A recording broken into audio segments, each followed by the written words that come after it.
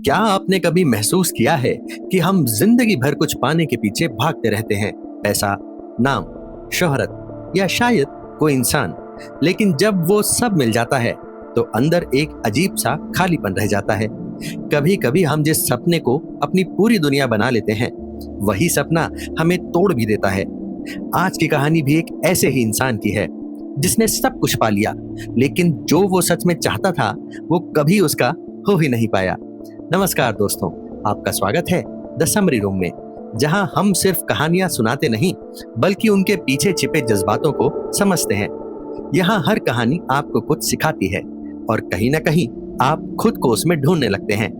आज हम बात कर रहे हैं एक टाइमलेस क्लासिक की, द ग्रेट गैट्सबी, जिसके लेखक हैं एफ स्कॉट फिट्जजेराल्ड। ये कहानी सिर्फ अमीरी और पार्टियों की नहीं है, ये कहानी है अधूरे प्यार की, टूटे हुए सपनों की और उस इल्यूजन की जिसे हम परफेक्ट लाइफ समझ बैठते हैं। कहानी हमें ले जाती है 1920 के अमेरिका में, जहां हमारा नरेटर है निक कैरवे। निक एक सिंपल इंसान है जो न्यूयॉर्क आता है एक नई जिंदगी शुरू करने के लिए। वो अपने एक छोटे से घर में रहता है, लेकिन उसके पड़ोस में रहता है एक बहुत ही रहस्यमयी और अमीर आदमी, जे गैट्सबी। गैट्सबी एक ऐसा नाम जो हर पार्टी में गूंजता है। हर रात उसके घर में भव्य पार्टियां होती हैं, लोग आते हैं, शराब बहती है, संगीत बजता है। लेकिन अजीब बात, इन सब के बीच गैट्सबी हमेशा अकेला रहता है।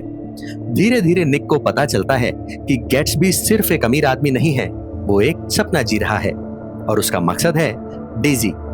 डेजी निक की कजन है जो अब टॉम ब्यूकानन से शादी कर चुकी है।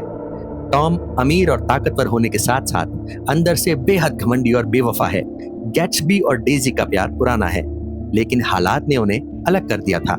अब गैट्सबी ने अपनी पूरी जिंदगी सिर्फ डेजी को वापस पाने के लिए बना दी है। उसकी हर पार्टी, हर दिखावा, बस एक उम्मीद है कि डेजी एक दिन वापस आएगी। जब गैट्सबी और डेजी फिर से मिलते हैं तो लगता है जैसे वक्त रुक गया हो, लेकिन सच, डेजी अब वो नहीं रही और गैट्सबी का सपना एक इल्यूजन बन चुका है।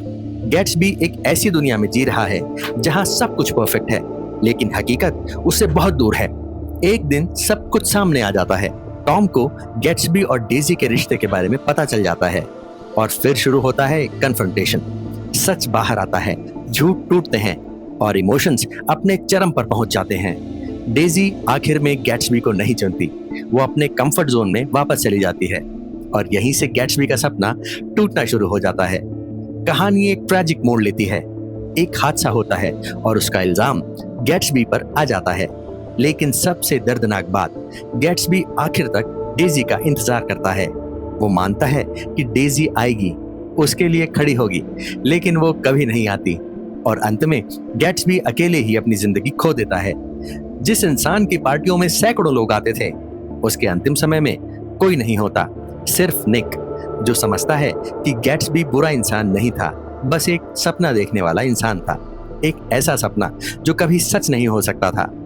ये कहानी हमें सिखाती है कि हर चमकती हुई चीज सोना नहीं होती। पैसे से सब कुछ खरीदा जा सकता है, लेकिन सच्चा प्यार नहीं। और सबसे जरूरी, अतीत को पकड़कर रखना हमें आगे बढ़ने से रोक देता है। कभी कभी हम अपने ही बनाए हुए सपनों में खो जाते हैं और जब वो टूटते हैं तो हम खुद भी टूट जाते हैं। अंत में निक ये समझता है कि गैट्सबी की सबसे बड़ी गलती उसका सपना नहीं था, बल्कि उस सपने से चिपके रहना था। जिंदगी आगे बढ़ने का नाम है, लेकिन गैट्सबी हमेशा पीछे ही देखता रहा और यही उसकी सबसे बड़ी हार बन गई। अगर ये कहानी आपके दिल को छू गई तो मैं आपको सलाह दूंगा कि आप इस किताब को खुद जरूर पढ़ें। इसकी असली खूबसूरती इसके शब्दों में है, जो हर बार पढ़ने पर कुछ नया एहसास देते हैं। किताब का लिंक आपको डिस्क्रिप्शन में मिल जाएगा, कृपया वहां से खरीदकर लेखक को सपोर्ट जरूर करें। अगर आपको ऐसी गहरी और भावनात्मक कहानियां पसंद हैं तो इस वीडियो को लाइक करें, अपने दोस्तों के साथ शेयर करें और द समरी रूम को सब्सक्राइब करना बिल्कुल ना भूलें। हम फिर मिलेंगे एक नई कहानी के साथ जो आपको सोचने पर मजबूर कर देगी।